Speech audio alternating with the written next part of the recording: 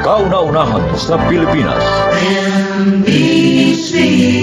Manila Broadcasting Company. DZRH, member, kapisanan ng mga broadcaster ng Pilipinas.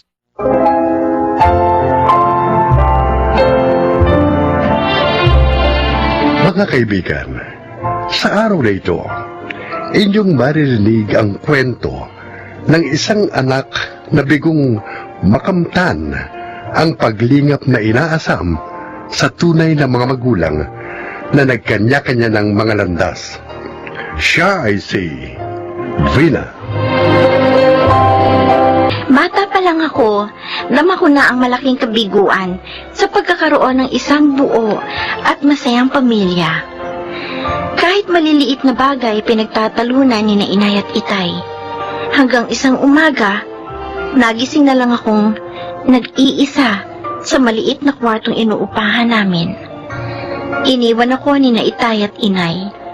Hindi na ako binalikan. Mabuti na lamang at may mga tao pa ring may malaking pagpapahalaga sa kanilang kapwa. Katulad ni na Tay Piping at Nay Catherine. Vina? Mabuti naman po. At pagkalipas ng walang taon, kilala niyo pa rin ako, itay. Paano mo ako natuntun dito? At anong kailangan mo? Matagal ko na po kayong hinahanap, tay. Pati na rin po si inay. Kung pera lang ang kailangan mo, ito. Yeah, 100 piso. Umuwi ka na kung saan ka ba nakatira. Hindi po ako namamalimos sa inyo. Nagpunta ako dito para obligahin kayo sa isang dapat magandang kinabukasang ipinagkaitin niyo sa akin, inay. Para bawiin ang lahat-lahat ng karapatang ipinagdamot ninyo sa akin bilang inyong anak. Pwede ba, Vina? Kung ano man ang pakay mo sa pagpunta mo rito, wala akong maisasagot sa iyo. Buti pa doon ka pumunta sa nanay mo. Mas maraming pera yun kaysa sa akin. Dahil isang buong kantin sa isang public school ang pagmamay-ari nun.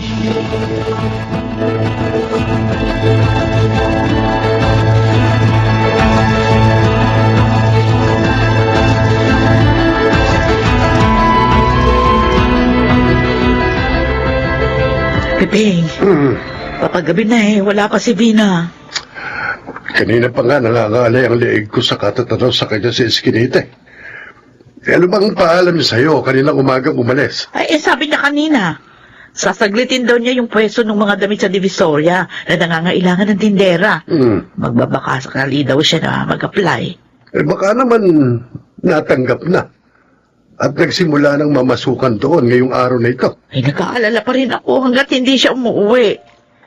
Ay, kasi naman ang hirap kasi sa atin pare-pareho tayong walang cellphone.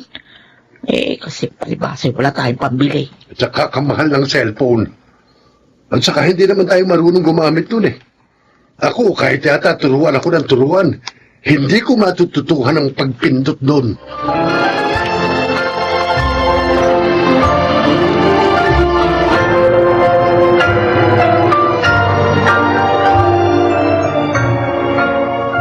Bakit ako itinuro sa'yo ng tatay mo?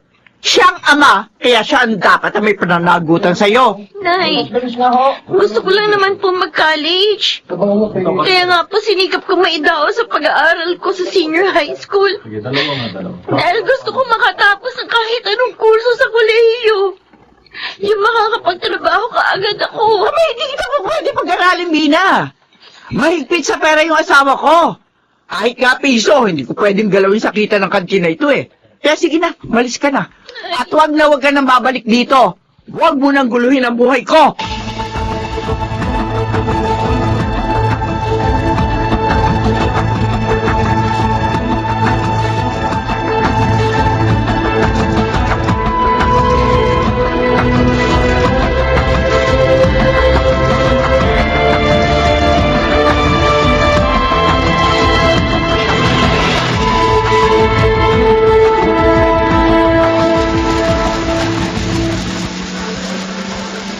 Oh, sino kaya yung babaeng yun na nakatayo sa may gilid ng tulay? Teka, parang si Bina yun ah. Sadali nga.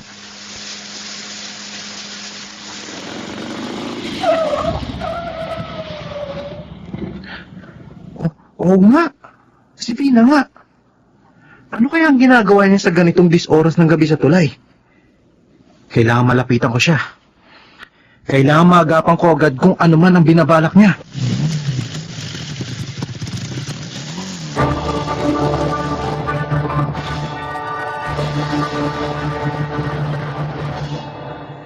Masyado po kasi ako nasaktan sa mga narinig ko. Malaki na inay at itay. Oh. Kaya kung ano-ano na pong naiisip ko. Galing ka, kamo, doon sa mga magulang mo. Paano mo sila natunton? Noon po kasing time na naghahanap ako ng mapapasukan trabaho. Oh. Hindi ko rin po akalain makikita ko si itay sa isang shopping center. May pwesto po siya ng tela doon. Tapos itinuro po niya sa akin yung public school kung saan nandun na yung kantin na pinamamahalaan ni inay. Baka nabigla lang sila nung makita ka. Walong taon na rin ang nakalipas, ano? Isipin mo yung 18 anyos ka na ngayon. Hindi po ba? Dapat masaya sila na makita ako. Sabik sila dapat na mayakap ako. Pero sa halip, itinaboy po nila ako. Parang hindi man lang sila nakonsensya sa mahabang panahon na pinabayaan nila ako. Parang kasalanan ko pa na natuntun ko ang mga kinaroroonan nila.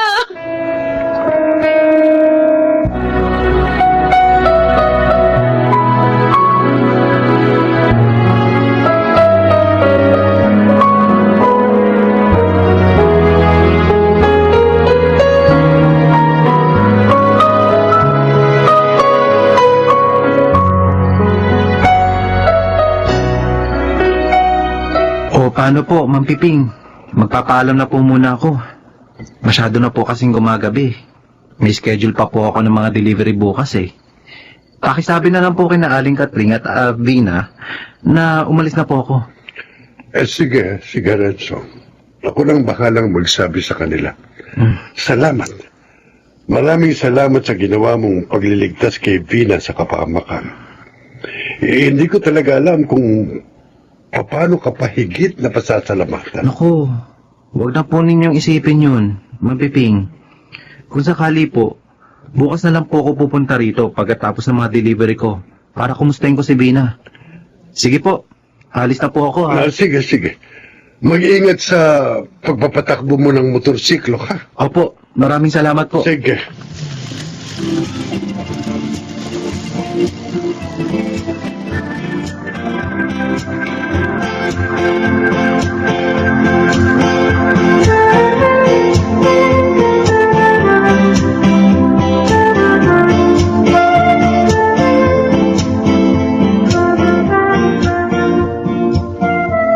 Ano, Ramil? Kumusta?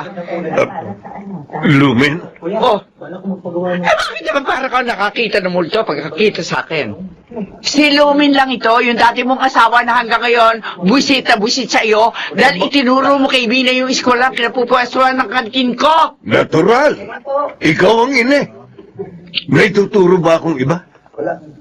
Ba't mo nalaman tong pwesto ko? Itinuro din niya sa'yo. Gusto raw niya mag-college. Nang hihingi ng financial support. Huwag mo ako isali sa usapan na yan. 5 yung anak ko na pinag-aaral. Puro nasa private school. Sino ba walang anak niya pinag-aaral? Pero ang pinag-uusapan dito, konsensya, Ramil. Kung ikaw wala nang natitira pang konsensya, ako meron pa. Matagal ko nang hindi ginagamit ang konsensya ko, Lumen. At kahit na ano pa ang sabihin mo, hindi ko rin yun gagamitin ngayon.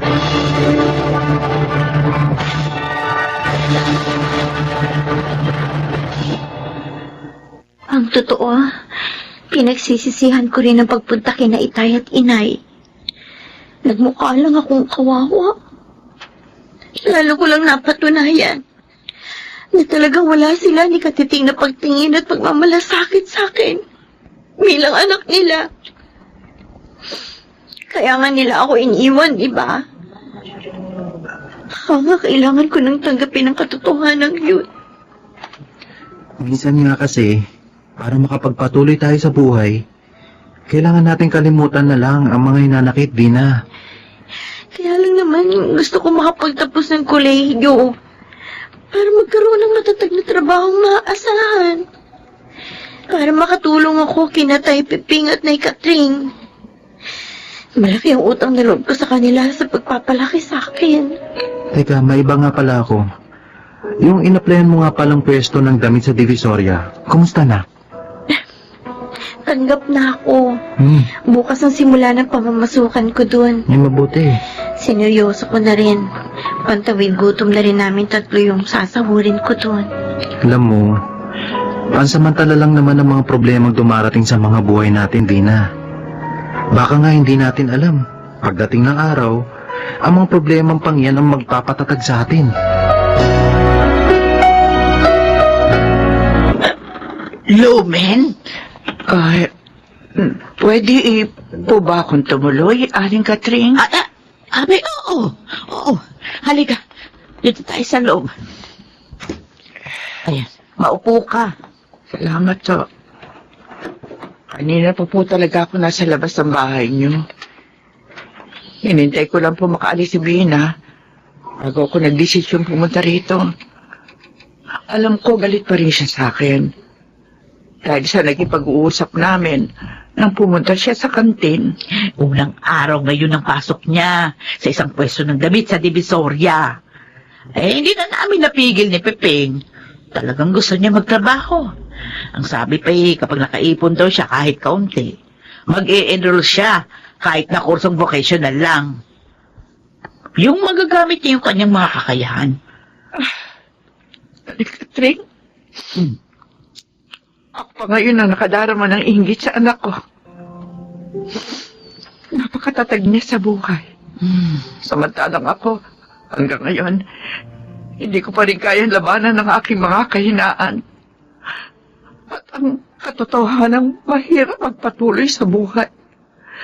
Lalo na may mga taong nasasaktan. Ay, alam mo nga hanggang ngayon na. Hindi pa rin kami makapaniwala ni Pepeng na nakatapos siya ng senior high school dahil lang sa pagtitinda niya ng mga candy kung saan-saan. Tutulungan ko maabot ng aking anak ang kanyang mga pangarap, Aling Katring. Abe, mabuti yun.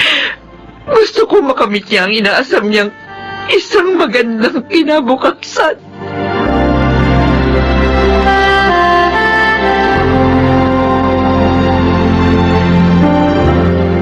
Naduwag ako noon sa mga responsibilidad.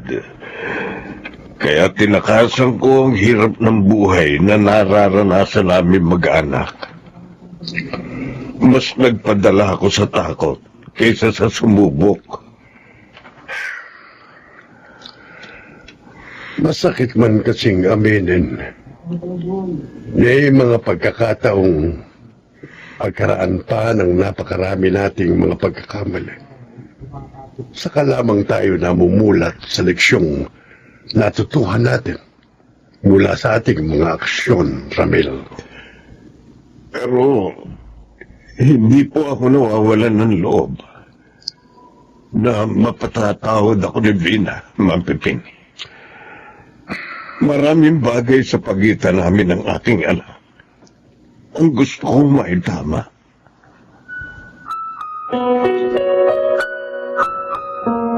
Oh, ngayon ka pa ba iiyak? Ngayong maayos na ang lahat sa mga pagitan yon ng tatay at nanay mo? Ano ka ba? Iyak nga ito ng buong kalikayahan, ano? Kala ko kasi, hindi na mangyayari mga dasal ko. Alam mo, Vina, ibinibigay ng nasa itaas ang mga kahilingan natin sa malaon man at madali. Pero kailangan mo ring maniwala sa iyong sarili at sa mga taong nakapaligid at nagmamahal sa iyo. Oo, tama ka. Katulad ng kailangan kong pahalagahan ng mga taong ginagawang espesyal ang buhay ko. Kayo ni Naitay Peping at Inay Katring. At ngayon, kasama na rin ang mga magulang ko. Alam ko, magkakaroon na ng katuparan ang mga pangarap ko.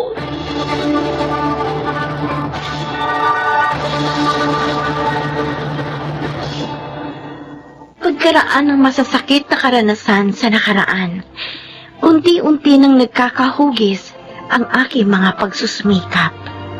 Lalo pa at ang kursong pinakagusto ko ang kinuha ko sa kolehiyo, ang Bachelor of Elementary Education. Sa pamamagitan na rin ng financial support na nanggagaling kina itay at inay. Huling semester ko na ngayon sa nasabing kurso. At oo, magkakasama pa rin kami ni Naitay Piping at Inay Katring. Tulad ng pangako ko sa kanilang, anuman ang mangyari, hindi ko sila iiwan dahil hindi rin nila ako iniwan noong mga panahong kailangan ko ng mga magulang. Ako si Vina at ito ang aking buhay. Bagamat napakaikli ng buhay upang itama ang mga pagkakamali at punan ang mga pagkukulang, patuloy pa rin ang pag-asam sa katuturan ng mga bagay-bagay at pag-iral ng buhay sa pangkalahatan. Mga nagsiganap, Susan Robles, Junel Benjamin, Rosana Villegas, James Cuaton, at Chiquit del Carmen Amor sa papel na Vina. Naglapat ng angkop na tunog Jerry Mutia, sa musika Buboy Salonga, supervisyong teknikal Eric Lucero at Bong Muyar, creative consultant Phil Cruz, production assistant Anching Cruz. Ito'y mula sa panulat ni Sel Barlam, sa direksyon June Martin Legaspe. Ito ang aking buhay.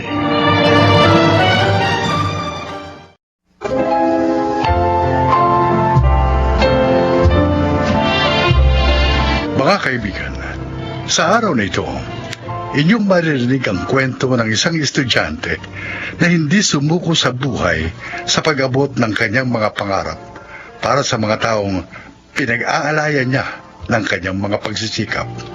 Siya ay si Joel.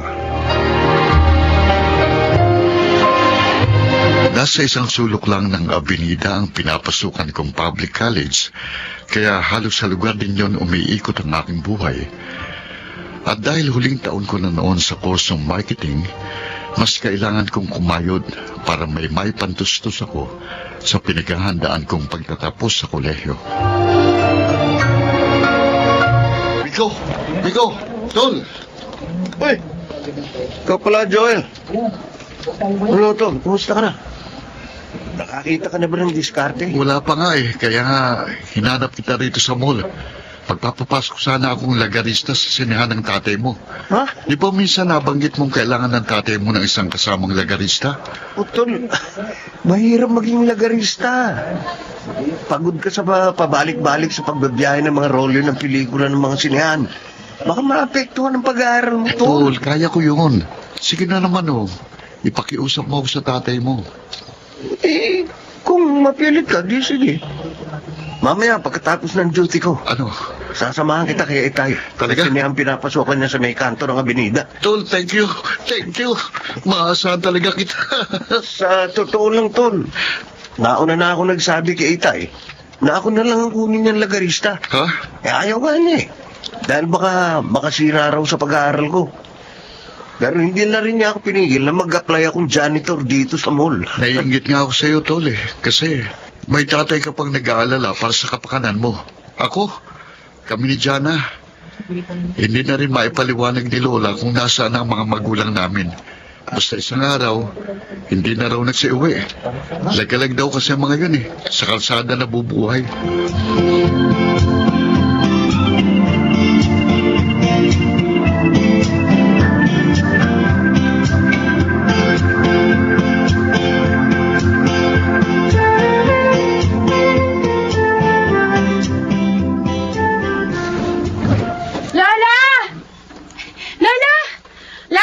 Tingnan niyo po kung ano itong mga dala ko. Oh, tingnan niyo.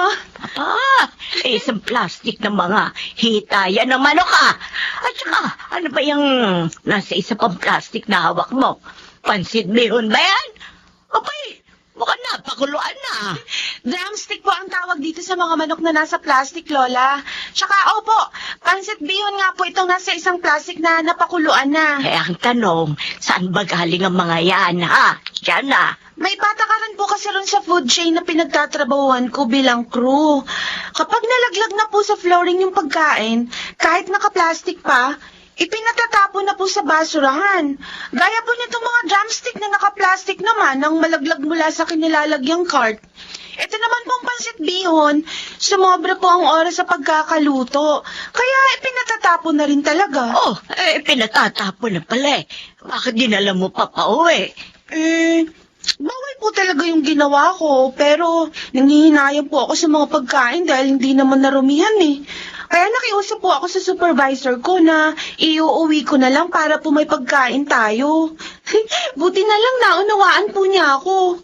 Pero hindi na raw po yun po pwede sa susunod dahil bawal nga talaga. Ay, nako. Sa katulad nating mahirap lamang, meron pa bang bawal-bawal? Ang mabuti pa, akin ang lahat yung mga pagkain na yan at nang mailuto na. Apo. Ipiprito ko yung mga manok at yung bihon. Titimplahan ko ng masarap na sabaw.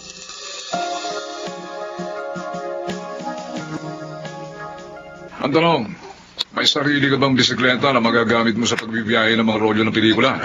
Opo, yung ginagamit ko po kapag pumapasok ako sa klase. Aha. O, sige. Pero, oy, para di masyado maapektuhan ng pag-aaral mo, ha? Oho. Sa mga araw ng Sabado at Linggo kita bibigyan ng schedule, okay? Opo. Total, mas maraming tao sa sinehan sa mga araw na yon. Maliwanag? Opo, opo. O, paano? Na-explain ko naman lahat sa iyo mga gagawin mo. Opo, ha? opo. Sa Sabado po, maaga akong pupunta rito sa sinehan. Okay. Maraming salamat po, Mang Fredo. Maraming salamat po. Ano yun? Aling baby, walang nangyari doon, nagsinihan. Ay, Ako, may nahulog daw po sa hagdan ng sinehan, Mang Fredo. Ano ba naman yan? Ako si baby yun. Lagi nahuhulog yung sa hagdan ng sinehan dahil sa kalasingan. Sino pong baby? Ay, nako. Huwag mo na itanong kung sinong baby yun.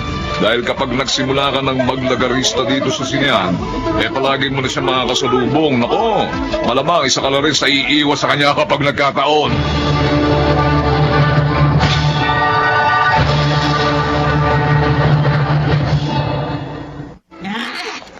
Bullshit yung mga tao sa sinihan. Walang kwenta. Oh, Wala mo? Nakita nila ako nahulog sa hagdan. Wala man lang isang tumulong. Pero, uy, Renata, oh. salamat dito sa Band-Aid na nilagay mo sa sugat ko sa noo. Okay ka. Approve ka sa akin. Dapat po ata, Aling Baby. Kapag nakainom kayo, pumirmi na lang kayo sa bahay nyo para makaiwas din po kayo sa disgrasya. Ano ka ba? Dito, bahay ko, kasinihan. Dito ako nakatira. Kaya walang pwedeng makapagpalit sa akin dito. Hindi po kayo itinataboy ng security guard? Ha? Mas makulit pa ba siya sa akin? Ha? Pahay ko siya. Pero, teka. Pugi ka.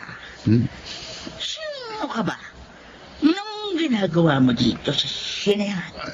Ako po yung bagong lagaristang kinuha ni Mang Fredo. Ha? Fredo? Mhm. Manhid na lagaristang byudo na kahit na anong charming ang gawin ko. Di ako pinapansin? Walang pakiramdam?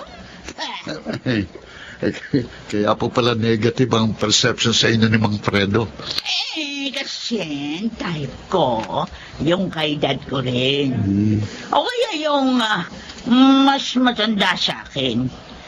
Kasi nga, gusto ko gawin nila akong prinsesa ng kanilang pagmamahal. Yung bang pinagyayabang ako na ako yung mahal nila. O yung talagang pangarap ko. Ang maging kagaya ng bida sa Pretty Woman. Oh, Napanood mo yan?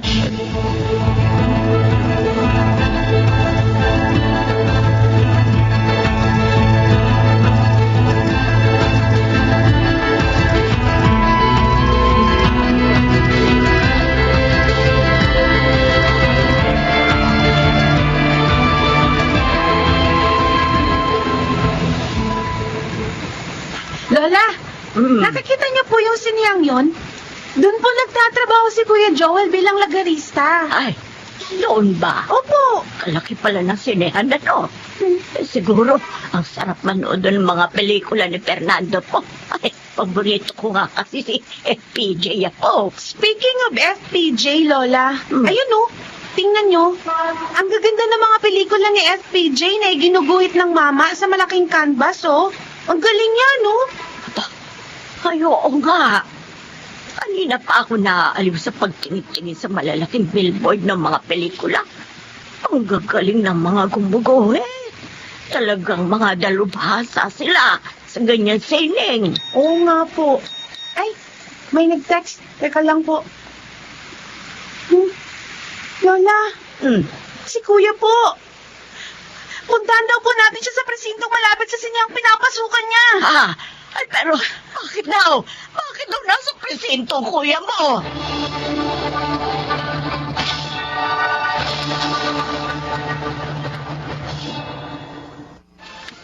Alalang-ala ako sa'yo nang i-text sa akin ni Biko na nabundol ka raw ng isang van na nawala ng preno sa isang pagliko sa Avenida.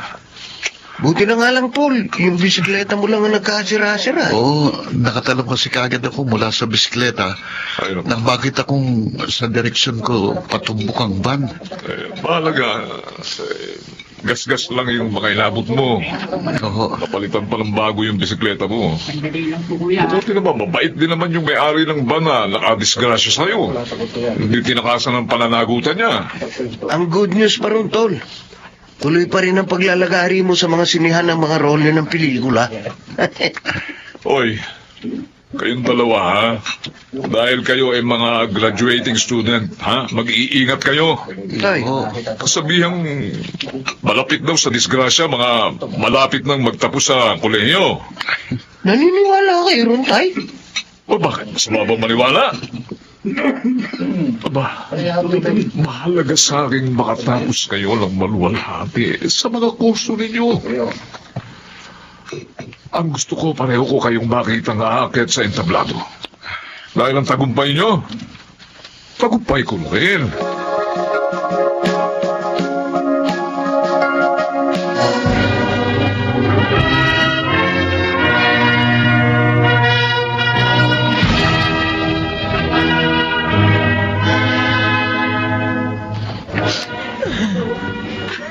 Ang lola talaga. Ang saya-saya ng paligid, oh. Tapos ikaw pa na yung iyak. Ay, naku. Sige kayo, baka malampasan niyo ang pag-akyat ni Kuya sa stage. Malapit ko siyang tawagin, oh. Ay, hindi ko mapigilan ng pag-iyak sa sobrang tuwa. Bakit ba? Ano ba yan? Ituloy ako nakahawa na sa inyo, eh. Ayun, naiiyak na rin ako. Alam mo ako, isa ito sa magiging pinakamaligayang araw sa buhay ko. Dahil pagkaraan naman nito, ang pagtatapos mo rin sa kolehiyo. Siguro nga, kapag pareho na kayong nakita ng kuya mo na nasa maayos ng katayuan, ay, pwede na akong mamatay. Lola talaga. Masyado na kayo nag-iisip sa mangyayari after 50 years pa. Matagal pa po tayong magkakasama-sama ni na kuya, okay? Kasi nga po, kayo naman ang aalagaan namin. Kung paano niyo rin kami inalagaan mula nung maliliit pa kami. Lola, Opo. mahal na mahal po namin kayo. Lagi niyo pong tatandaan yan.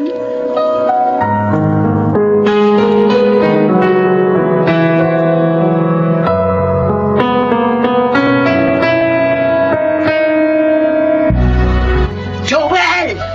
Ay, uy, Aling baby, kumusta na po kayo? Gusto ko lang magpasalamat kasi doon sa binigay niyong birthday cake ni Miko sa akin. Kung nagsumildo kayo sa trabaho niyo. Nako, di niyo alam kung gaano kalaking kaligayahan ang naramdaman ko ng araw na yon. Sa buong buhay ko. Noon lang ako nakatanggap ng cake sa araw ng birthday ko. Ang totoo po, may kasama pong bulaklak ang cake na yon. Pero sabi po kasi niya sa amin ni Miko, siya na raw pong magbibigay sa inyo ng personal. Sino? Ayan po. Baby? Belated happy birthday, ha?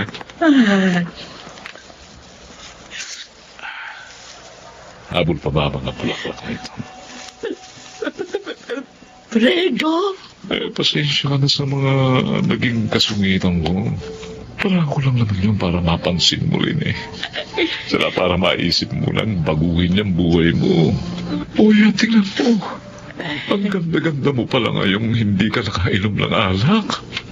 Kasi huminto na ako sa pag-inom ng alak. Naku, salamat. Wala namang nababago sa buhay ko eh. Lalo pang napapasama. Nawawalan pa ako ng direksyong mag-isip. Dahil nagkakamabutihan na po kayo, alis na po ako. Papasok na po ako sa trabaho. Joel! Oh.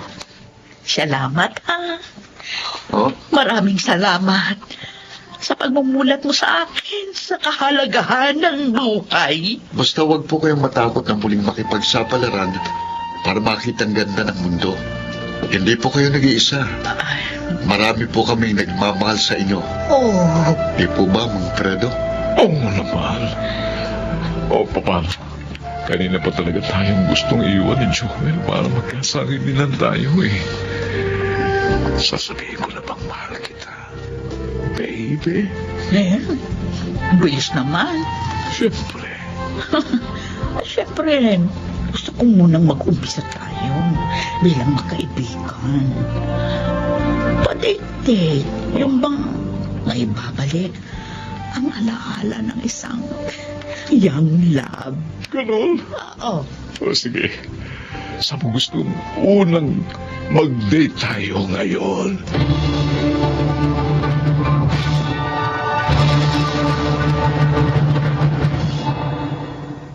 Ilang mahabang taon na rin mula nang makatapos ako sa kolehiyo hanggang sa nagkaroon ng matatag na trabaho sa isang marketing department ng isang kilalang supermarket.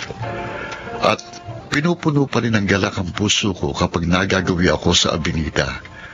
Ang lugar na naging kanlungan ng aking mga pangarap. Ang lugar kung saan nakilala ko mga taong nagtugtong sa aking mga pangarap. Napapangiti pa rin ako kapag naaalala kong isang dating mahirap pero masayang buhay ng isang lagarista. 10 ng mga lumang pelikulang mahuhusay na iginuguhit sa malalaking canvas sa bawat panulukan ng lugar. Ako po si Joel at ito ang aking buhay. May katapusan ang mga lungkot ng buhay. Kailangan lang nating umangkop sa lahat ng hamon. Huwag sumuko, harapin ang mga pagsubok. Mga nagsiganaw, Junel Banamin, June Legaspi, Jenaline de la Cruz, Chiquit del Carmen Amor, Rosana Villegas, at Phil Cruz sa papel na Joel. Naglapat ng angkop na tunog, Jeno Butia. Sa musika, Buboy Salonga. Supervision Technical, Eric Lucero at Bong Mayar. Creative Consultant, Phil Cruz. Production Assistant, Anching Cruz. Ito'y mula sa panulat ni Sel Barlam. Sa direksyon, June Martin Legaspi at Maynard Landicho Jr. Ito ang aking buhay.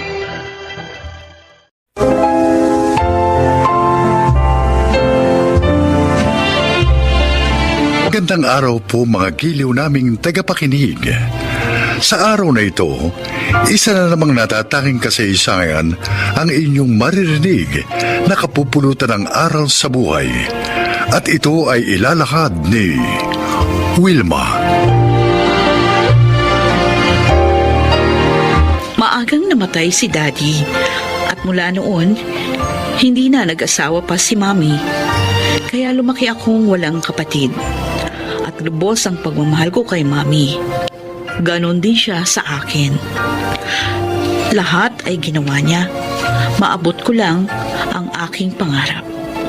At yun ay ang maging ganap na doktora. Pakinggan po ninyo ang aking paglalahad. Mang Lando, good morning po. Ay, good morning din. Good morning din po, Doktora. Magandang umaga po, Doktora Wilma. Ay, Arjo, i-check ko lang ang tatay mo, ha? Opo, sige po. Kumusta po ang pakiramdam nyo sa buong nagdaang araw, Mang Lando? Ay, maayos naman, Doktora. Okay, ang puso po. Maayos din naman, Doktora. Hindi na tulad nung bago nyo operahan ang puso ko. Normal din po yung blood pressure nyo. Kaya, pwede ko na kayong i-discharge ngayon. Oo. Bakit ho parang hindi kayo masaya? Masaya po kami ni Itay, Doktora Wilma. Namang problema lang po dahil hanggang ngayon, malaki pang kulang namin sa pambayad sa ospital at maging sa inyo po. Wala na kayong aalalahanin doon. Dahil ang foundation na sponsor nyo, ang kausap na ng ospital. Oo, sila na yung magbabayad dito. Ako naman, binigyan ko kayo ng 50% discount. Kaya na-cover na rin yun ng inyong sponsor. Ganun po ba? Salamat po, Doktora. Iniligtas nyo na ang buhay ko. Pati sa bayad sa inyo tinudungan nyo pa rin kami. Ang Panginoong Diyos po ang tunay na nagligtas sa inyong buhay, Mang Lando. Naging kasangkapan lang po ako. Dahil siya po ang tunay na may-ari ng ating buhay. Kaya sa kanya po tayo dapat magpasalamat. Maraming salamat pa rin, Doktora. Oo nga. Napakabuti nyo. Hindi po namin ito makakalimutan.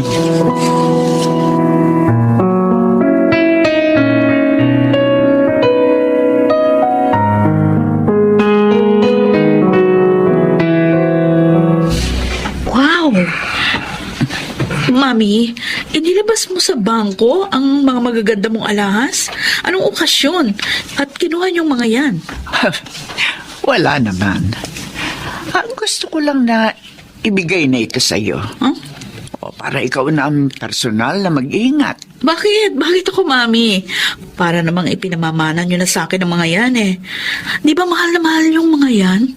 Sabi niyo pa nga, iiwan niyo lang sa akin yan kapag kayo'y wala na. Mas mahal kita kaysa sa mga ito, anak. Kaya naisip ko, ibigay na sa iyo mga ito habang buhay pa ako. Para makita ko ang mga ngiti sa iyong labi habang tinatanggap ang mga ito. Oo, Mami. Sobra naman akong na-touch. Maraming salamat po. Pangako, iingatan ko ang mga ito dahil alaala niyo ito sa akin.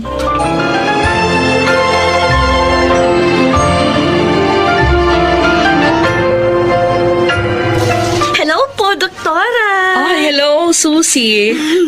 Mukhang masaya ka, ha? Talagang masaya po ako.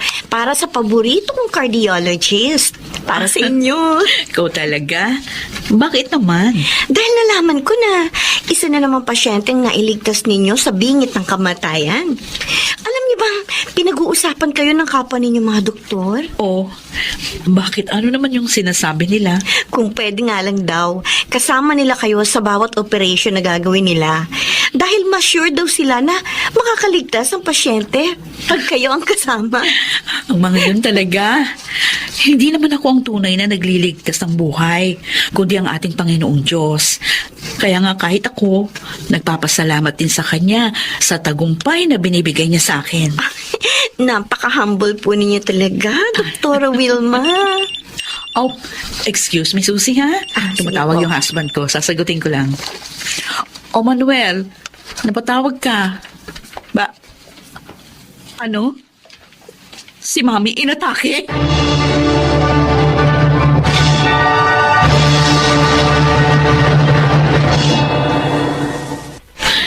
Wilma, narito na kami. Manuel, ano ba nangyari? Hindi naman natin pinagtatrabaho si Mami dahil nga sa sakit niya sa puso. Oo, totoo yun. At hindi rin naman siya na-stress sa dalawang anak natin. Pero habang masaya kami nagkikwentuhan, bigla na lang, hindi siya makahinga at nawalan siya ng malay. Okay, sige. Ako nang titingin sa kanya. Susie, iayos mo na ang lahat. Dali. Opo, doktora. Relax lang po kayo. I'm relaxed. Ganito lang ako dahil mami ko ang aking pasyente.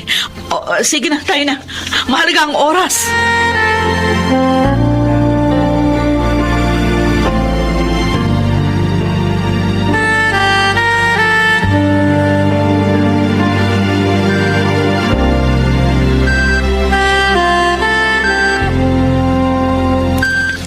Wilma, Mami, nandito ako. maraming salamat sa pagiging mabuti mong anak. Sobrang kaligayahan ang itinulot mo sa akin. Ako po ang dapat magpasalamat. Nagpapasalamat ako sa pagmamahal at pag-aaruga niyo sa akin. Dahil sa pagsisikap niyo, nagtagumpay ako sa buhay. Nakikita ko nga, anak. Pwede na kitang iwan. Hindi mo na ako kailangan. No. Huwag mo sabihin yan, Mami. Kailangan ko pa kayo. Dumating na ang oras ng pagpapahinga ko, anak. Mami. Maligaya naman akong aalis dahil nasa mabuti ka ng kalagayan. Huwag kang umiyak. Alalahanin mo, isa kang doktora. Anak, mahalin mo ang iyong profesyon. Huwag kang magbabago. Mangako ka. Opo, Mami. Salamat. Paalam. Anak ko. Mami.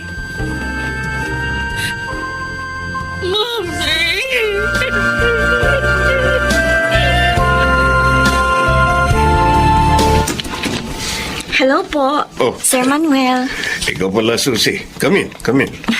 Thanks po. Kukumustahin ko lang po si Doktora.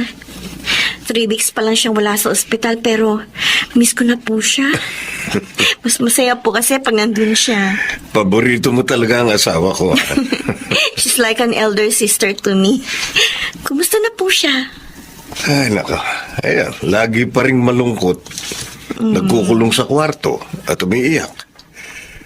Kaya nga, nag-file siya ng mahaba-habang leave sa ospital. Pwede ko po kaya siyang makausap?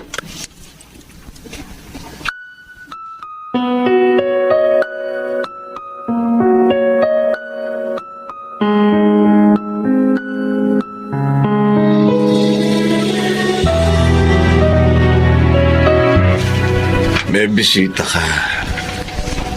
Manuel, di ba sabi ko ayokong tumanggap ng bisita? Kaya nga nag-leave ako sa trabaho ko sa ospital. Gusto ko magluksa. Gusto ka makausap ni Susie, kahit sandali lang daw. Oo nga po, Doktora Wilma. Sana huwag kang magalit. Susie. Miss ko na kayo, Doktora eh. Kumusta na po? Eto. Nasasaktan pa rin. Nalulungkot. Naiinis ako sa sarili ko dahil hindi ko nailigtas ang mami ko. Siguro po kaya nangyari yun. Dahil talagang hanggang doon na lang ang buhay ni Ma'am Elena. Yun din ang sabi ko sa kanya, Susie. Pero bakit ang iba na kaya kong iligtas? Bakit ang mami ko hindi? Ano bang mali ko? Wala po kayong pagkakamali, Doktora. Ginawa niyo po ang lahat na makakaya ninyo. Maaaring pagsubok po sa inyo ito. Patagan niyo po sana ang inyong loob.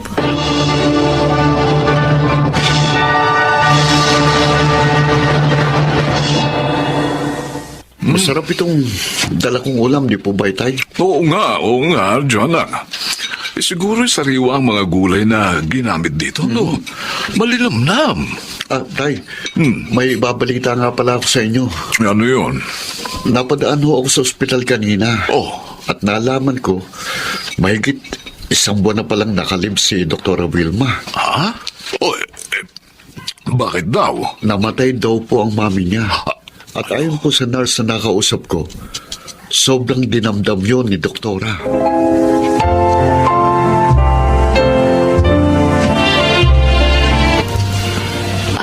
Mang Lando, Doktora. kayo palang bisita ko. Nabalitaan po namin ang nangyari. Kaya inalam ko po ang inyong tirahan para makita ho kayo. Nakikiramay po kami, Dr. Wilma. Salamat ho. Kailan naman po kayo babalik sa ospital? Ewan ko, hindi ko pa alam. Hindi ko pa rin kasi kaya hanggang ngayon. Huwag sana kayong magagalit sa akin, Doktora, no? Gusto ko lang po kayong paalalahanan.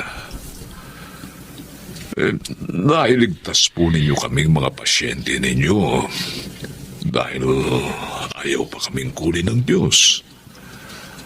At ang mami ninyo, siya po ang ibig na papagpahingahin na ng Diyos sa paglalakbay dito sa buhay. Binigo niya ako. Sa mami ko pa. Bakit siya ganon? Naunawaan ko po kayo. Tulad namin, tao rin kayo na may kahinaan. Pero ang Diyos po, ang tunay na may-ari sa ating buhay. Wala po tayong karapatang sumbatan siya. Dapat nga po ay magpasalamat kayo.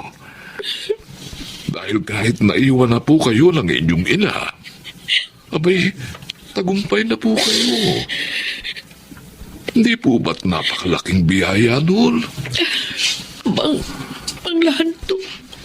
At hindi lahat ng tao nakakatanggap ng gayong biyaya.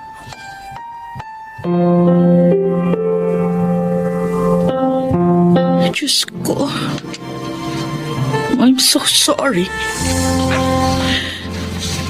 Lahat ng mga payo ko sa mga pasyente ko, na nailigtas ko sila. Nakalimutan ko na sinusubok mo po ako. Sinumbatan pa kita na para bang ikaw pa may utang na loob sa akin. Nakakahiya po ako.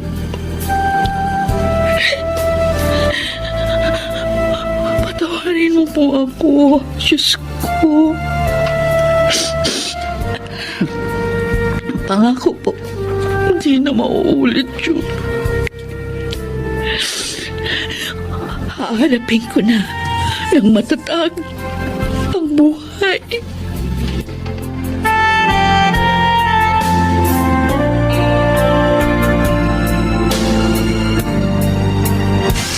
Han. Narito na tayo sa puntod ni Mami. Yes, son. Ako nang maglalagay sa puntod niya nitong dala nating bulaklak. Are you sure you're okay? Yeah, don't worry. Mami, alam ko, hindi niyo na ako maririnig. Pero gusto ko pa rin sabihin, ang taos-puso kong pasasalamat sa inyo sa lahat-lahat. Thank you for your love, Mami. Ngayon, handa na akong bumalik sa aking propesyon. Tutuparin ko na po ang pangako ko sa inyo.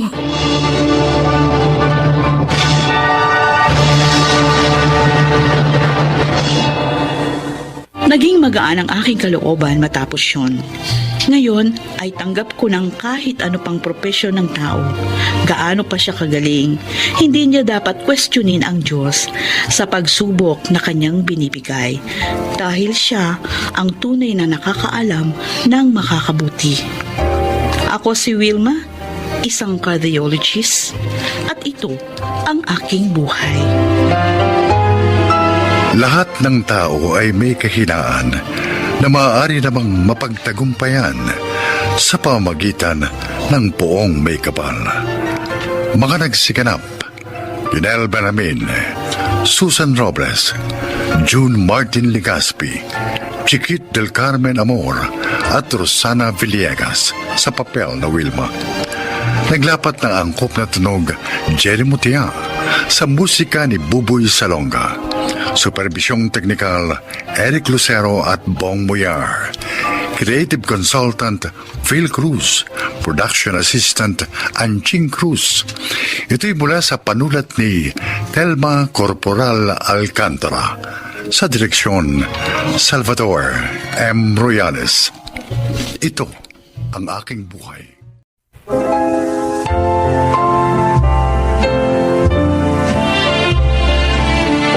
Mga kaibigan, pakinggan po natin ngayon ang isa pang natatanging kasaysayan na ilalahad sa atin ni Bert.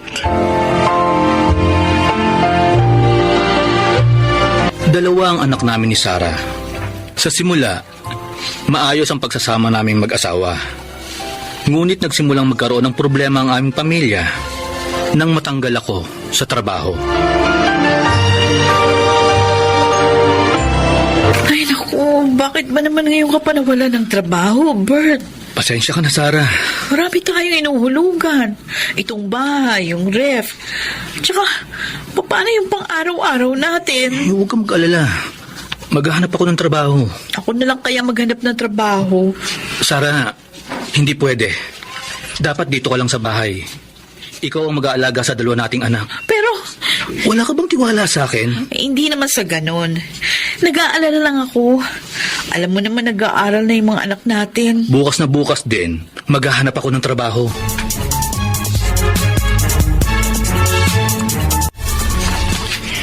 Mag-iisang buwan na mula nang mawalan ka ng trabaho, Bert. Wala ka pa rin nakukuha hanggang ngayon. Ma, sinabi na po sa akin ni Sarah yan. Kaya nga umalis ako sa bahay. Kasi dada siya ng dada. Ano akala mo? Tatahimik lang ako. Paano yung mga apo ko? Paano mong pakakainin ang iyong mag-iina? Ma, pwede ba? Hindi naman ako nagpapabaya. Araw-araw ako naghahanap ng trabaho. Anong magagawa ko kung ayaw kong tanggapin sa mga ina-applyan ko? Anong gagawin ko kung walang bakante sa mga pinupuntahan ko opisina? Kontrolado ko ba yun? Ginusto ko bang matanggal sa trabaho? Saan mo ba ako ng boses, ha? Kung wala kang makuhang trabaho, pumayag ka na lang na si Sarah maghanap. Eh di ikaw ang mag-alaga sa mga anak nyo kaysa tumanga kayong pareho sa bahay nyo. Tapos yung mga apo ko nagugutom.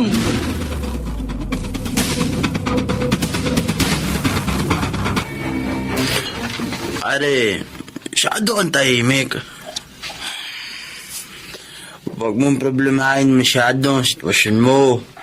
Oh, tagay lang. Tulog mo lang yan. Pare, wala ka bang alam na pwede kong pasukan? Marunong ako mag-drive. Baka may kakilala ka naghahanap ng driver. Wala akong kakilalang naghahanap ng trabador. Pero, pwede ka sumama sa akin bukas. Ha? Saan? Magsasabong tayo. Hindi ako nagsasabong. O edi pag-aralan mo kung paano magsabong. Basta magdala ka lang ng konting pera bukas. Wala na nga akong pera eh. Sige. Sagot ko na ang taya mo. Bayaran mo na lang ako kapag nanalo tayo. Sigurado ka ba? Oo! Akong bahala sa'yo.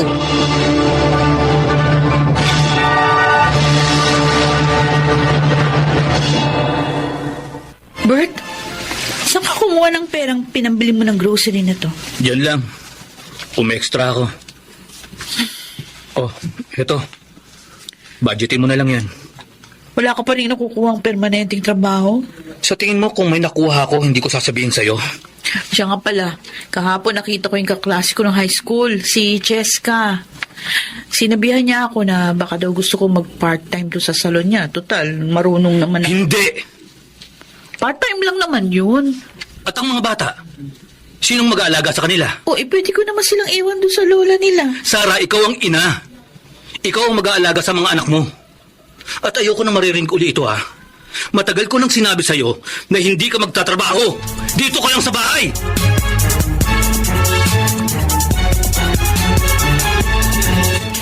Uy, paring Bong, taki ka muna. Ito naman kayo, pare ah. Buenas yata ang kasama itong si Bert eh. Nakachamba lang. Ay, mag-alaga ka na rin kasi ng manok mo para may panabong ka na rin. Kapag may natira rito sa pera ko. Oo, pape, cheers tayo! Cheers! Ano nga palang sabi ni Sarah? Wala. Ano naman ang sasabihin niya? Basta may dala akong pera pag uwi ko, wala nang imik yun. Ayos! Pero bukas hindi ako sasama. May nakapagsabi sa akin na mag-apply daw akong security guard doon sa security agency. May umalis daw kasi. Ayos yan, Bert. Pero sa ngayon, kalimutan muna natin yan. Hindi naman tayo uli. Tama ka. Ang problema, hindi yan nawawala sa buhay ng tao. Tama. Kaya dapat, huwag nating problemahin ang problema. Hayaan nating problema ang problema sa atin.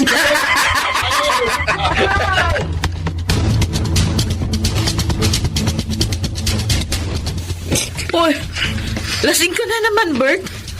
Gabi-gabi na lang, umuwi ka na. Tumahimik ka, Sarah. Tumahimik ka kung ayaw mong batukan kita. Babatukan mo ako. Sige, gawin mo. Subukan mo. Baka hindi mo pa nararanasan na matulog na hindi dumadaan sa antok. Aray ko! Bakit, ha? Ha? Aray! Kaya mo na ako, ha? Ang lakas ng loob mo, ha? Bitiwan mo ako! Ang sasabihin ko sa'yo, na wag mo akong pakikialaman sa mga ginagawa ko sa buhay. Dahil asawa lang kita. Baka nakakalimutan mo. Babae ka! At ang babae, nagpapasakop sa asawa niya! Naiintindihan mo? Ha? Naiintindihan mo?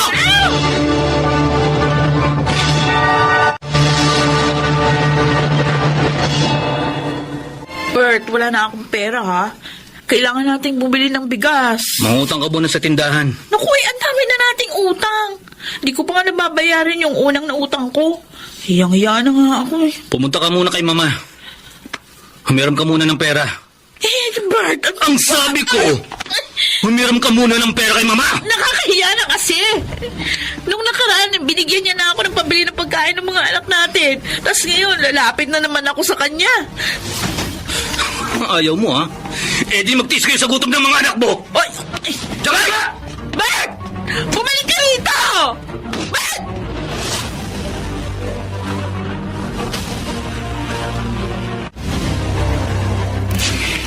Ikaw na kaya magtrabaho, Sarah? Ma, magagalit siya. Eh di dumito muna kayo ng mga apo ko sa akin. Ma? Kaysa naman ganyan kayo araw-araw. O tingnan mo, nangangayayat ka na. Paano na lang yung mga apo ko? Baka kasi awayin ako ni Bert. Ako bahala sa kanya. Maghanap ka na muna ng trabaho. Katunayan nga, meron nga nag-aalok sa akin nung isang buwan na magtrabaho ako sa salon. Abay, mabuti yan. Sige na. Para kahit papaano naman, may panggastos kayo ng mga anak mo at may pambayad ka sa mga utang nyo. Si Bert kasi, di naman naghahanap ng trabaho. Maasa na lang kay paring Mario niya. Ano? Nagsasabong? Oo. Nagsasabong na si Alberto? Opo. Abay, walang yan. Kaya pala tinatamad nang maghanap ng trabaho? Nagsasabong? Pagkatapos, manalo o matalo, umiinom. Umuuwi ng lasing. Ano pa? Ganyan na ganyan ang buhay ng Maryong yan eh. Kaya ayoko maging barkada ni Alberto. Hayaan mo. Pagsasabihan ko. Wag na, Ma. Magsabihin niya, nagsumbong ako sa inyo.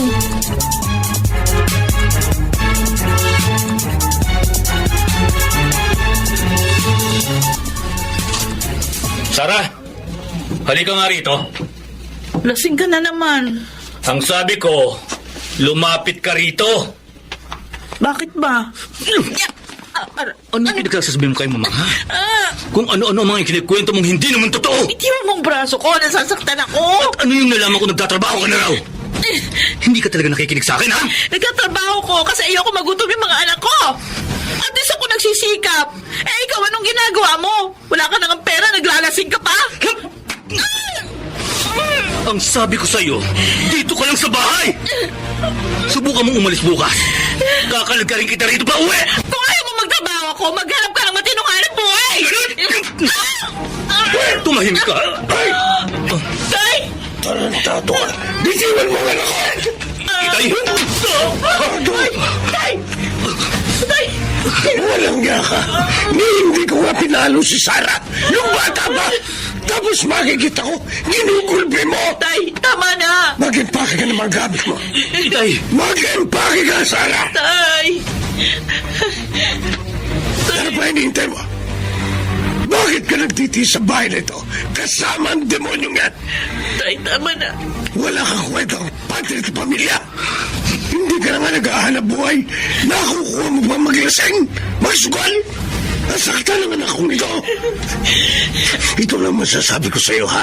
Alberto! Mag-isip ka! Kung hindi, mawawala sa iyong pamilya mo!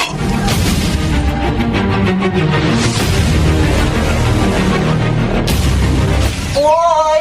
Mauna na kami sa'yo, Sarah, ha? Sige, ingat kayo. Sarah! Sarah, Ba't nandito ka? patawarin mo ako. Patawarin mo ako sa lahat ng kasalanan ko. Dahil napabayaan ko kayo ng mga anak ko. Dahil napagbuhatan kita ng kamay. May mga ayusin pa ako dito sa salon. Umalis ka na. Sarah, nakikiusap ako. Bumalik na kayo sa bahay ng mga bata. Hindi ko na uli gagawin yun. Paano kung ayoko? Nagmamakaawa ako. May trabaho na ako.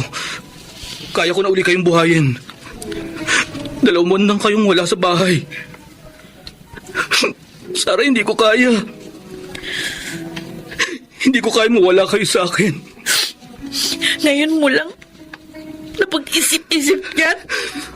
Alam ko na ngayon ang mga pagkakamali ko. Buong pagpapakumbaba akong humingi ng tawad sa'yo ngayon. Galing na ako kay Itay. Kinausap ko na siya. Sarah, nagbago na ako. Kaya nakikiusap ako. Huwag niyo akong tuluyang iwan.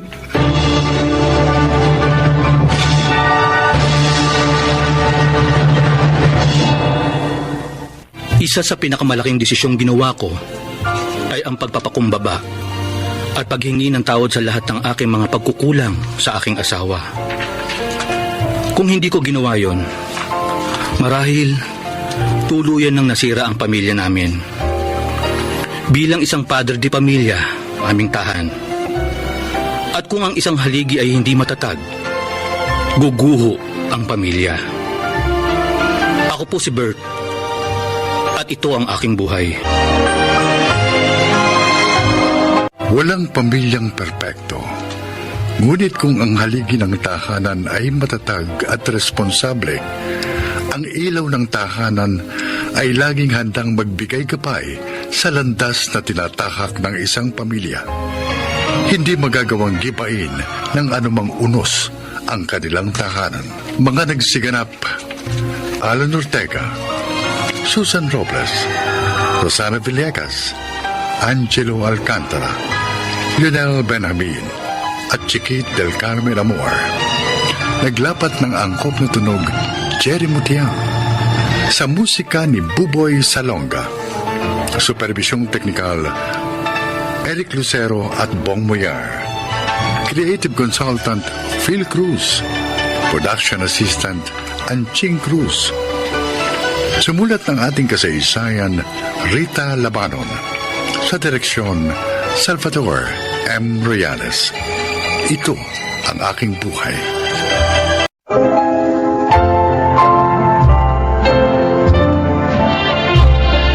Magandang araw po mga kaibigan. Maririnig natin ang kwento ng isang mister at ng kanyang buhay bilang may asawa. Siya ay si Nathan. Gaya ng mga ipinapakita sa mga pelikula, akala ko pagkatapos ng kasal, happily ever after ng sunod. Hindi pala. Napakarami palang nangyayari kapag mag-asawa na ang dalawang tao. Good morning, Ma. Oh, gising ka na pala. Si Nathan. Morning, Ma. Ay, mabuti pa ayusin mo na yung mga pinggan, Charmy. At na makapag-almusal na tayo. Tapos tawagin mo na yung mga kapatid mo, pati ang papa mo. Okay. Ako na po mag-aayos ng mesa. Charmy, tawagin mo na sila. Okay. Ito. Nathan, Bakit, Ma? sabi ni Charmy, may nakuha na raw kayong house and lot? Opo. May ibinenta yung kapatid ng katrabaho ko. Kinuha ko na po kasi mura eh. May ipon naman kami ni Charmy kaya nagbigay na po kami ng down payment. Ibig bang sabihin, aalis na kayo rito sa bahay? Kapag naayos na po namin yung bahay, may mga kailangan pa po kasing i-repair doon eh. Magpapalagay din ako ng kisame at ipapaayos ko pa rin yung gate. Masaya sana ako naririto kayo sa bahay. Kasi may nakakasama ako at nakakatulong sa pag-aasikaso ng mga kapatid ni Charmy. Ma, pasensya na po. Talaga lang pong gusto na namin bumukod ni Charmy para hindi na po kayo mahirapan. Wala namang kaso sa akin yun. Kaya lang, malalayo na kayo rito sa bahay. Opo, medyo malayo nga po yun. Alam mo, bilang isang ina, mahirap para sa akin na malayo sa aking mga anak. Kahit pa sabihin nating may asawa na ang panganay ko, pero iba pa rin yung magkakasama.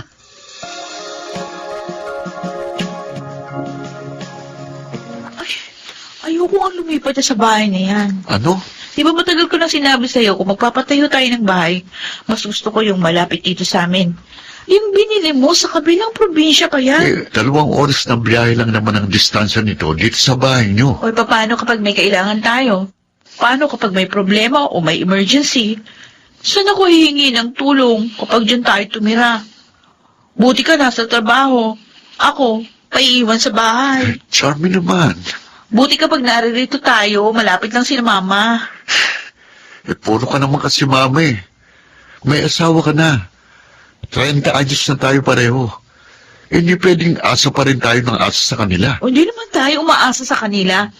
Ang gusto ko lang, mas malapit dito sa bahay. Umaasa tayo sa kanila, lalong na ikaw. Ano? Mula na ikasal tayo. Nasubukan mo man lang bang magluto? Ang mama mo pa rin ang nagluluto para sa atin. Kapag naguhugis naman ang mga pinagkainan, ang mga kapatid mong gumagawa. Wala ka nang ginawa rito kundi humilata. Hoy! Ako! Nathan, ayusin mo yung pagsasalita mo, ha? Sumusobra ka na. Totoo naman Isa pa, gustong-gusto mo rito sa inyo. Wala nga tayong privacy rito eh. Charmy, mag-asawa na tayo. May asawa ka na. Hindi ka na college student na nagpapakargo pa sa mga magulang mo. Hindi mo pa yun naunawaan? May asawa ka na. Kaya kailangan na natin bumukod sa pamilya mo. Huwag kang nagtatago sa saya ng nanay mo.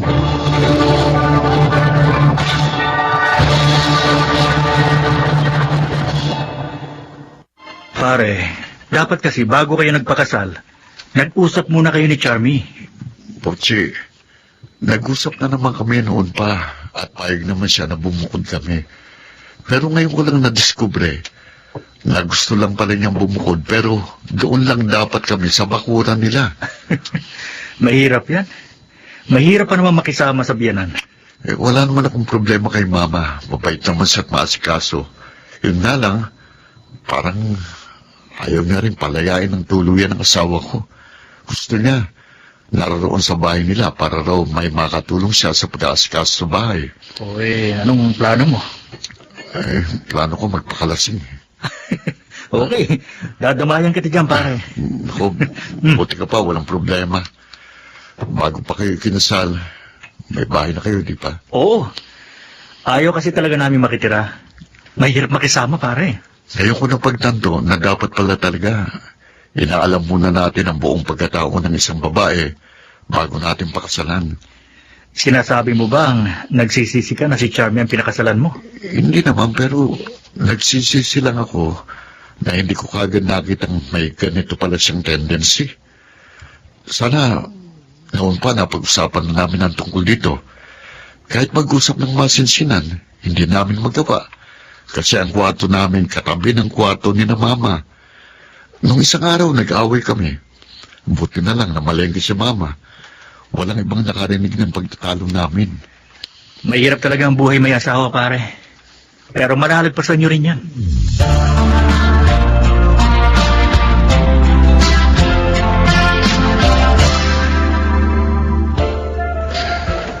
Naglasing ka kagabi, tapos dito ka umuwi sa bahay. Nag-away kayo ng asawa mo. Sakit ho ng ulo ko. Mari. Bumangon ka na dyan sa sofa at mag-almusal ka na. May pasok ka pa yata. Pa, nung napangasawa mo si Mama, anong nasa isip mo? Ano pa? Kung hindi siya ang napangasawa ko, magsisisi ako buong buhay ko. Saan ka pa ba naman makakahanap ng babaeng marunong halos lahat ng bagay? Hanggang ngayon nga, kung asikasuhin ako, para bang kahapon lang kami kinasal. Napakaswerte nyo kay Mama.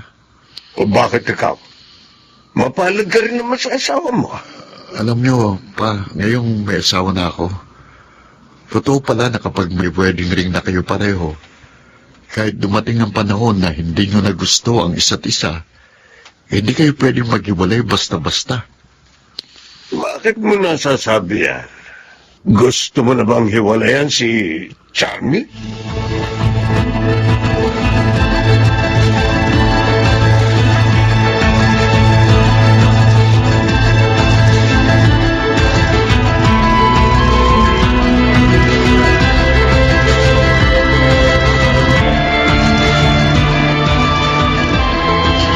Kang hindi umuwi dito sa bahay, tapos ang bungad mo sa akin, mag-impake ng mga gamit. Kung gusto mong magsama pa tayo, sumama ka sa akin doon sa bahay natin. Nathan, hindi mo ba ako nauunawaan? Ako, naunawaan mo ba ako? Pero hindi mo maunawaan. Hindi ko nga gusto ang desisyon mo. Charmy, hindi gusto mo o gusto kong mahalaga rito, kundi kung ano ang tama.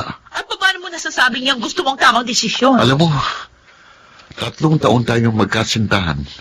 Pero ngayon ko lang nalaman na hindi pala talaga kita kilala. Sana, kinilala muna kita bago kita pinakasalan. O so ano, nagsisisi ka dahil pinakasalan mo ako? Ha? Nathan! Charmy, ano nangyayari? Ines! Bakit ka sumisigaw? Eh kasi masinikan eh. Nag-aaway na naman ba kayo tungkol sa bahay na binili niya? Kasi gusto niya, lumipat kami doon. Eh kung ayaw mo, edi huwag kang sumama sa kanya. Hindi rin naman makakatiis yun. Uuwi rin yun dito sa'yo. Nag-asawa ka? Tapos ayaw mo sumama sa asawa mo? Isa ka pa eh. Charm! Ito lang ang sasabihin ko sa'yo, ha? Babae ka. At ang babae, nagpapasakop sa asawa niya. Kahit na hindi ako sumang-ayon sa gusto niya? Eh bakit hindi ka sumasang-ayon? Ano ba ang masama sa gusto ni Nathan? Eh gusto lang naman niya bumukod kayo, hindi ba? Eh gano'n naman talaga eh. Kapag ang 2 tao naging mag-asawa, hindi na sila 2 tao, kundi iisa. Kung ano ang desisyon ng isa, yun din dapat ang desisyon ng isa. Tapatin mo nga ako, Charmy.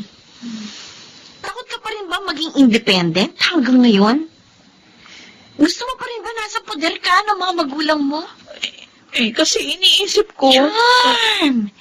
May asawa ka na. Isa pa, hindi mo obligasyon ng tumulong sa mama mo sa bahay kasi may sarili ka na rin pamilya. Eh, parang hindi ka naman talaga tumutulong sa bahay niyo eh. Kilala kita. Gusto mo sa bahay niyo kasi ando ng mama mo. Siya ang gumagalaw. Charm, hindi ka na teenager. May asawa ka na. Yang pagmamatigas mo? Mga isang araw magising ka. Hiniwalayan ka na ng asawa mo.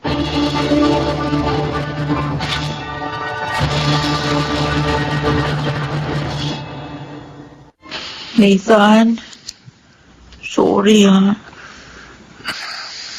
Kasi, akala ko pagkatapos ng seremonya sa simbahan, babalik lang naman tayo sa dati.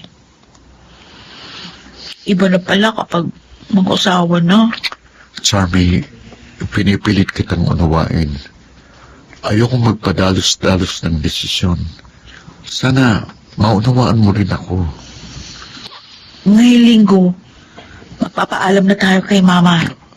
Sigurado ka? Oo. Charmy, alam kong bagong lahat sa atin, pero magkasama naman tayo. Kaya natin itong harapin. Nasa panibagong yugto na tayo ng ating buhay. Kailangan natin pagdaanan ito. Hindi tayo matututo kung patuloy tayong magtatago sa likod ng anino ng mga magulang natin. Oo. Naunawaan kita. Sorry. Mula ngayon, kung ano ang desisyon mo, yun ang susundin ko.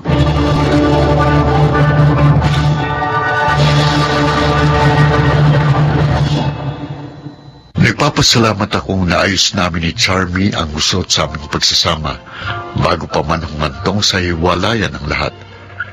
Madalas, ayaw natin ang mga pagbabagong nangyayari sa buhay natin kasi kailangan nating mag-adjust at mahirap gawin yun. Mahirap gawin ang hindi mo nakasanayan. Gayunpaman, ang buhay ay punong-puno ng pagbabago. Ika nga, we need to learn how to bend or else we will break. Ako po si Nathan at ito ang aking buhay. Hindi madali ang buhay. Pero ang mga taong marunong sumabay sa mga pagbabagong nagaganap araw-araw ay yung mga taong natututo at nagiging wise na mga individual. Mga nagsiganap: Rosana Villegas, Jenaline de la Cruz, Lionel Benamin, Chiquit del Carmen Amor, Reynald Landicho, at Phil Cruz sa papel na Nathan.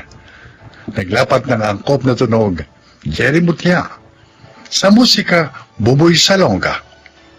Supervisyong teknikal, Eric Lucero at Bong Muyar. Creative consultant, Phil Cruz. Production assistant, Anching Cruz. Ito'y mula sa panulat ni Rita Lavaron. Sa direksyon, June Martin Ligaspi at Maynard Tandicho Jr. Ito ang aking buhay.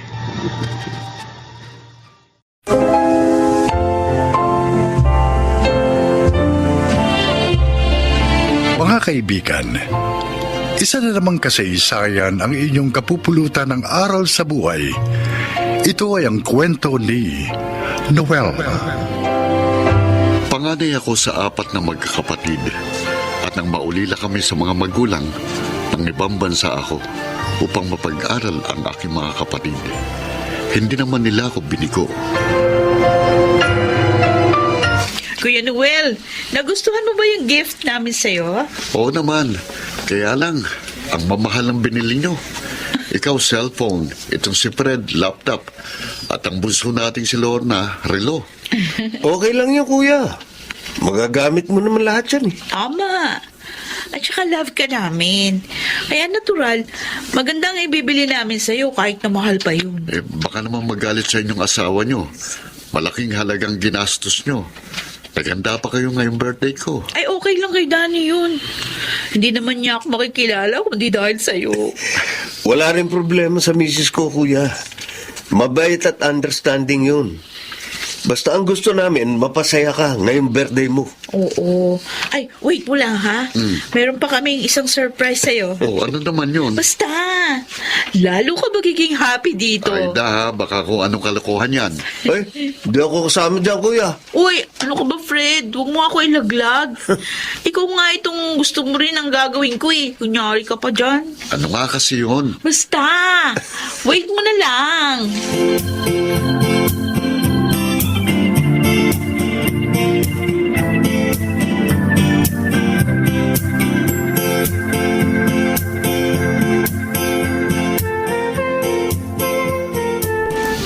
Nabad trip si Kuya doon sa babaeng pinakilala natin, Fred. Mukha daw malandi. Ay, ng damit. Kita pa yung cleavage. Kasi bakit namang ganong klaseng babae yung pinili mo? Eh, hindi ko naman alam na sobrang modern siya, ate. Pinakilala lang siya sa akin ng isang barkada ko. Dahil maganda. Kaya naisipan kong ireto kay kuya. Kaya tuloy sabi niya, huwag na natin siyang ihanap ng mapapangasawa. Dahil kung talagang itinakda raw ng Diyos na makapag-asawa siya, mangyayari yun. Kahit hindi maghanap. Pero 42 na siya. At tayong lahat may asawa at anak na. Sundin na lang natin siya. Baka nga, may ibang inilaan para sa kanya ang Diyos.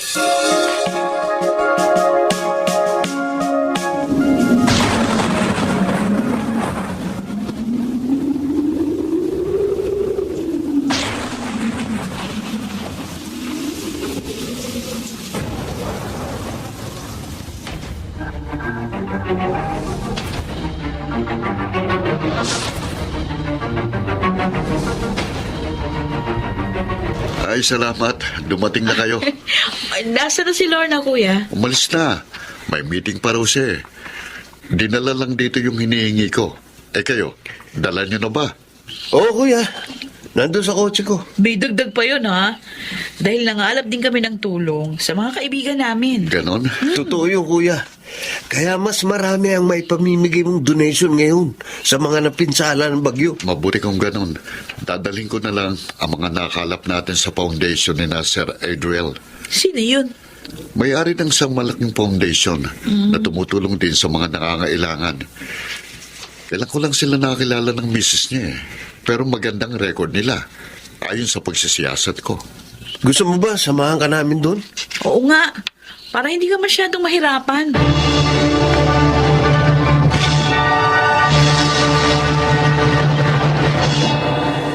Ay, naku, maraming salamat sa donation yung magkakapatid, ha? Malaking tulong ang mga yun sa gagawin naming lingap sa mga napinsala ng bagyo. Lagi talaga kami nagdo-donate, Sir Adriel. Thank you. At itong kuya namin ang nangunguna dyan. Ay, siya nga pala, Adriel na lang ang itawag niyo sa akin. Alisin niyo na sir, ha? Ay, okay. Para naman maging magkakapalagayang loob tayong lahat. Okay, Adriel. Ay, thank you. Kung ano man ang maaari pa naming itulong, tawagan mo lang ako at handa akong tumulong. Naku, salamat, Noel. Adriel, may gusto lang sana akong itanong. Ano yun? Sige. Ano ba ang pangalan ng social worker ninyong maputi at mahaba ang buhok? Maputi? Yun si Janet. Janet? Janet. 10 years na siya rito sa foundation namin. Ganun ba? Oo, siya ang head ng mga social worker namin.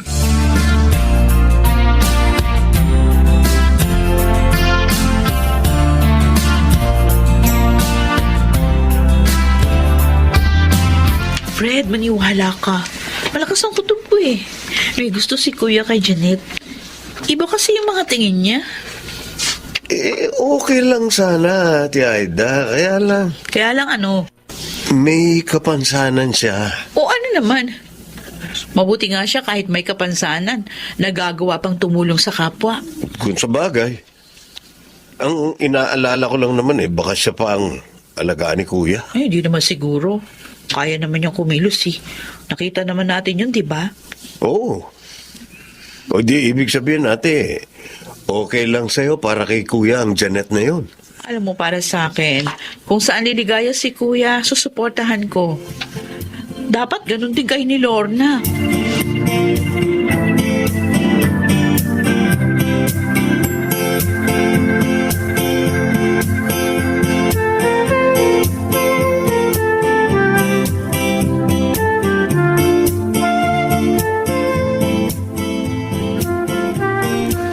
matagal ka na pala dito na Edwell, Janet. Ay, opo, Sir Noel.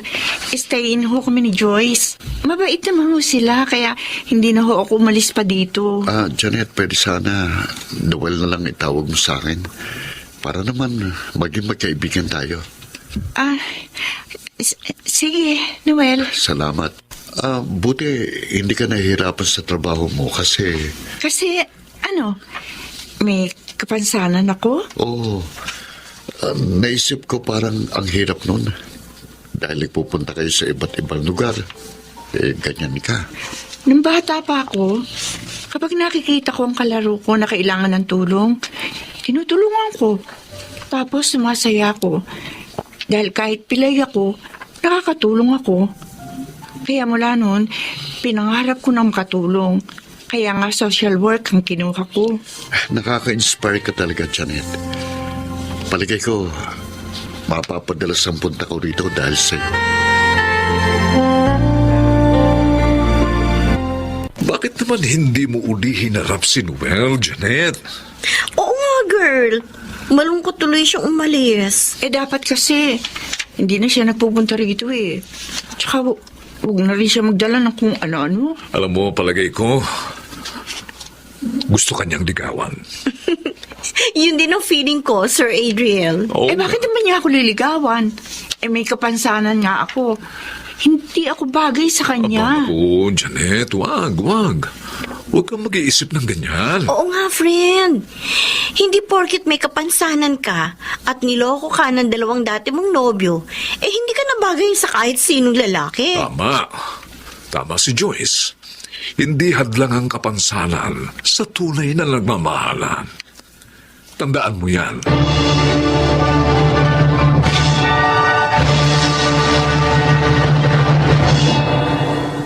Noel, sinabi ko na sa'yo. Tigilan mo na ang pagpunta rito. Iba na lang ang ligawan mo. Janet, malinis ang hangarin ko sa'yo. Wala na akong balak mag-asawa eh. Bakit naman? Yun ang pasya ko. Dahil ba sa 2 beses mong kabiguan? Paano mo nalaman ng tungkol doon? Sinabi sa akin na Edwell at Joyce. Pihira naman sila. Huwag sana magalit sa kanila. Akong nangulit. Kaya napilit ko silang magkwento sa akin.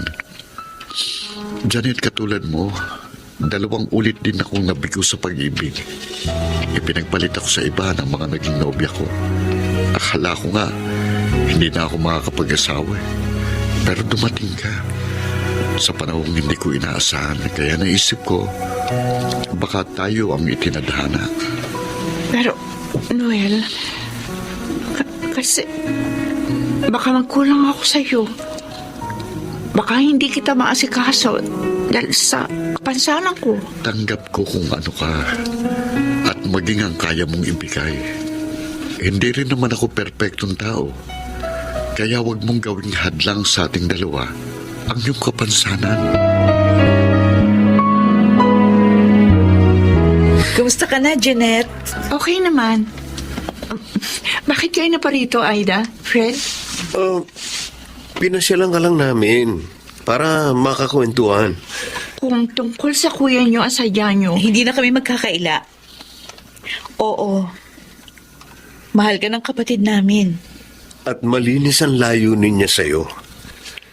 Sana bigyan mo naman siya ng chance. Inililigaw niyo ba siya sa akin? Napakabuting kapatid ni Kuya Noel. Kung hindi dahil sa kanya, malamang hindi namin naabot ang pangarap naming magkakapatid. Isinakripisyo niya ang sarili niyang kaligayahan para sa amin. Kaya naman, ngayong muli siyang nagmahal, gusto namin siya tulungan para maging maligaya na siya.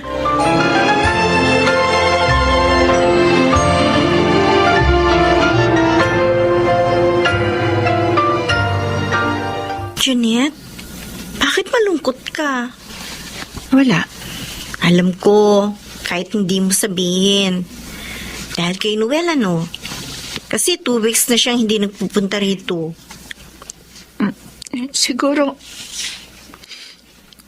napagod na siya sa panunuyo. Nagsawa na. pati mga kapatid niya. Kaya lahat sila wala na. Eh, ikaw naman kasi. Mahal mo naman siya. Pero hindi mo pa sinagot. Dahil nga natatakot ako muli masaktan. Baka hindi ko na makaya. Pero mahal mo rin siya, hindi ba? Oo. Wala na naman siya. Narito pa rin ako, Janet. Si Noel. Nasa likod pala natin. Noel? Kanina pa ako dito sa likuran niyo. At narinig kong lahat ng sinabi mo. Janet, magpapakasal kagad tayo para mawala ng pag-aalala sa puso mo. At ipinapangako ko sa'yo, magiging mabuting asawa ako.